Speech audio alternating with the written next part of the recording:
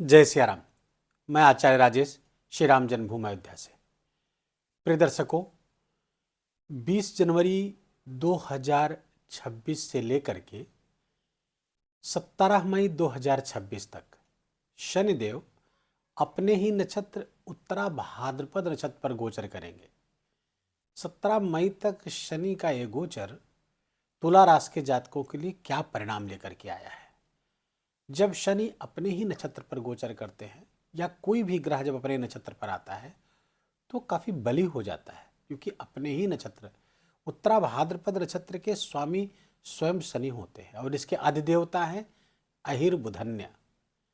वास्तव में उत्तरा भाद्रपद नक्षत्र ज्ञान, शिक्षा और सलाह का नक्षत्र है, अर्थात ज्ञान, शिक्षा और सलाह लेना भी है। और ज्ञान, शिक्षा और सलाह जहां आवश्यक हो, जिनको आवश्यक है, उनको देने में संकोच नहीं करना है। तो न लेने में संकोच न देने में संकोच होना चाहिए, क्योंकि ये नक्षत्र ही प्रबोधन का नक्षत्र है, सर्वश्रेष्ठ ज्ञान का नक्षत्र है। उत्तरा भाद्रपद नक्षत्र की एक विशेषता और होती है कि ये ध्रुव स्थिर नक्षत्र है, अर्थात इस नक्षत्र में जो काम किए जाते हैं वो ध्रुव हो जाते हैं, स्थिर हो जाते हैं। अब इस नक्षत्र में जो कुछ भी हम काम करेंगे उसका परिणाम, उसका फल वो दृढ़ हो जाएगा, स्थिर हो जाएगा। यदि हम श्रेष्ठ काम करते हैं, अच्छे काम करते हैं, अच्छी मानसिकता से काम करते हैं, तो उसका फल दृढ़ हो जाएगा और इसका परिणाम हमको लंबे समय तक मिलता रहेगा। अगर आप अच्छे काम नहीं करते हैं, बुरे काम करते हैं, नीच और हीन काम करते हैं, तो उसका भी परिणाम दृढ़ हो जाएगा और उसका परिणाम हमको भोगना पड़ेगा बहुत लंबे समय तक, क्योंकि कर्मों के दाता हैं, कर्म के फल के दाता हैं, कर्म के कारक हैं, न्याय के कारक हैं शनिदेव। तो कर्मों के फल से न बचोगे, चलना बहुत संभाल के, अभी समय है, अभी बदल दो तेवर अपनी चाल के। शनिदेव उत्तरा भाद्रपद नक्षत्र पर कर्मों के फल को बहुत इंटेंसिटी से देते हैं। अगर कुंडली में आपके शनि अच्छे नहीं है, त्रिक भाव में हैं या नीच आदि के हैं, तो आप ये समझ लीजिए कि ये इस नक्षत्र में व्यक्ति दर दर भटकता है, फकीर की तरह भटकता है, शास्त्र कहते हैं, अर्थात व्यर्थ भटकता है, उसका कोई प्रयोजन नहीं होता है, कोई काम सफल नहीं होता है।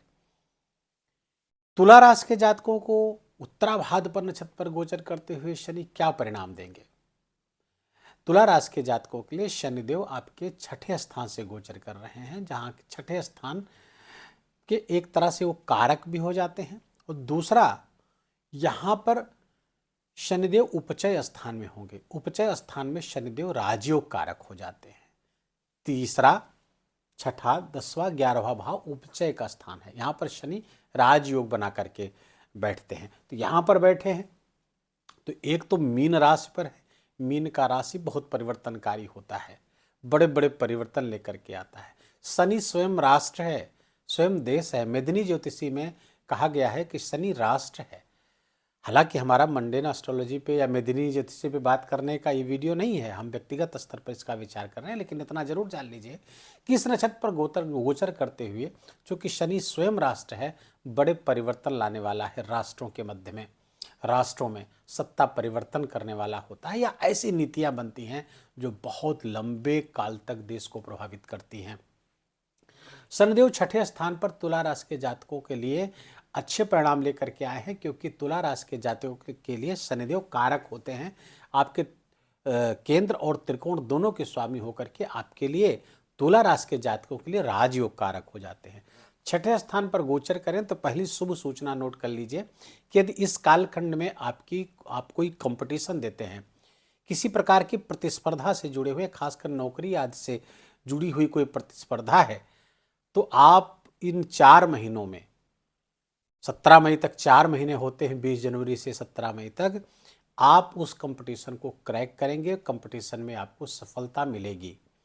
तो जो विद्यार्थी वर्ग है तुला राशि का, वो कमर कस ले, सफलता आपके इर्द गिर्द घूम रही है, बस बशर्ते कि आपको कर्म शनि की तरह करना होगा। शनि बहुत ही दृढ़ कर्म कराते हैं, बहुत ज़्यादा परिश्रम कराते हैं। यदि आप उतना परिश्रम आपने कर लिया, शनि के पैरामीटर्स पर आप खरे उतर गए, तो सफलता आपके कदम अवश्य चूमेगी और इसी कालखंड में चूमेगी, इसी 4 महीने के अंदर चूमेगी। पहली बात।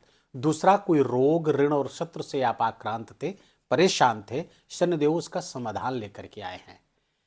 शनिदेव तुला राशि के जातकों के लिए वरदानी हो गए हैं, इस कालखंड में वरदान की तरह काम करने वाले हैं। और शनिदेव यहां से बैठ करके न केवल रोग, ऋण, शत्रु, मुकदमा, कोर्ट कचहरी, प्रतिस्पर्धा, कंपटीशन आदि में विजय देने वाले हैं, बल्कि उनकी तीसरी दृष्टि अष्टम स्थान पर आ रही है। 8वें स्थान पर शनिदेव जब देखेंगे तो ये स्थान गूढ़ चीजों का होता है, गुप्त स्थान का होता है। तो यदि शनिदेव तपस्या के स्वामी हैं, साधना तपस्या के स्वामी हैं, निरंतर तपस्यारत रहते हैं, और अष्टम स्थान भी तपस्या, साधना, उपासना, अनुष्ठान, गुप्त अनुष्ठानों का है, तो शनिदेव इसमें रुचि जागृत कर सकते हैं। अकल्ट में आपको रुचि जागृत कर सकते हैं, गुप्त विज्ञानों में, ज्योतिष आदि में विशेष रुचि पैदा करेंगे। और जो लोग स्पाई का काम करते हैं, जो लोग गूढ़ रिसर्च आदि के कार्यों में जुटे हुए हैं, उन सब के लिए बहुत अच्छे परिणाम देते हुए दिख रहे हैं। शनिदेव की जो 7वीं दृष्टि है वो द्वादश स्थान से जुड़ रही है। द्वादश स्थान चैरिटी का है, लोक कल्याण के लिए जो काम किए जाते हैं वो द्वादश स्थान है। वो चाहे हॉस्पिटल के माध्यम से हो, आश्रम के माध्यम से हो, दान के माध्यम से हो, तो शनिदेव की दृष्टि वहां पर है। और ये मित्र दृष्टि है, कन्या राशि पर दृष्टि पड़ रही है। बुध देव शनिदेव के मित्र है, नेचुरल फ्रेंड है। तो शनिदेव की वहां पर दृष्टि आपको लोक कल्याण के कार्यों से जुड़ना चाहिए या जोड़ देगी। तो जितना ही इस कार्य से जुड़ेंगे, लोक कल्याण के कार्यों से, आपका शनि और अच्छे परिणाम देगा। और जो अत्यधिक व्यय कराने वाले हैं वो व्यय रुक जाएगा। तो थोड़ा डोनेशन करिए, लोगों के कल्याण के लिए काम करिए, चैरिटी के काम करेंगे, शनिदेव आपके लिए बहुत अच्छे परिणाम लेकर के आने वाले हैं। आपकी समस्याओं, आपकी मुश्किलों को कम करने वाले हैं। शनिदेव की जो 10वीं दृष्टि है वो धनु राशि पर पड़ रही है, जो आपके तृतीय स्थान पर है। अच्छा, मैंने अभी बताया कि उपचय स्थान है, तो उपचय स्थान पर बैठकर उपचय स्थान को शनिदेव देखेंगे और 10वीं दृष्टि से देखेंगे। और ये तीसरा स्थान क्या है? ड्राइव्स का है, आपके पराक्रम और पुरुषार्थ का है। और शनिदेव की यहाँ पर दृष्टि पड़ेगी, फलतः पराक्रम, पुरुषार्थ में अनुशासन आएगा, डिसिप्लिन आएगी। आप अपने कामों को बहुत डिसिप्लिन तरीके से, संरचनात्मक तरीके से, स्ट्रक्चर वे में आप करेंगे। ये आपके लिए बहुत फायदेमंद होने वाला है। और ये चूँकि यहाँ से ठीक 180 डिग्री पर भाग्य भाव है, तो आपके काम से आपका भाग्य जागृत हो रहा है, आपके ड्राइव से, आपके काम करने के तरीके से भाग्य जागृत होगा। और ये बड़े ही लाभकारी परिवर्तन लेकर के शनिदेव यहाँ पर आए हुए हैं। शनिदेव से और अधिक लाभ हमको कैसे प्राप्त हो? देखिए, 4 महीना है, इसमें अपने आप को काम में झोंक देना है। जो भी आपकी डिजायर्स हैं, जो भी आप करना चाहते हैं, उस पर आप प्रतिबद्ध होकर के काम करेंगे। शनिदेव यहाँ पर बहुत अच्छे परिणाम आपको देने वाले हैं। जीवन साथी के साथ संबंध बना के रखिएगा, उनके साथ संबंध न गड़बड़ होने पाए, इस बात का ध्यान रखिएगा, क्योंकि सप्तम से द्वादश को एक्टिवेट कर रहे हैं। हो सकता है जीवन साथी के स्वास्थ्य और संबंध में कुछ परेशानियां आ जाए। तुला राशि के जातकों के लिए उपाय के तौर पर मैंने पहले बताया कि इस नक्षत्र के स्वामी अहिर बुधन हैं, जो भगवान रुद्र की एक शक्ति है, भगवान रुद्र का ही एक नाम है।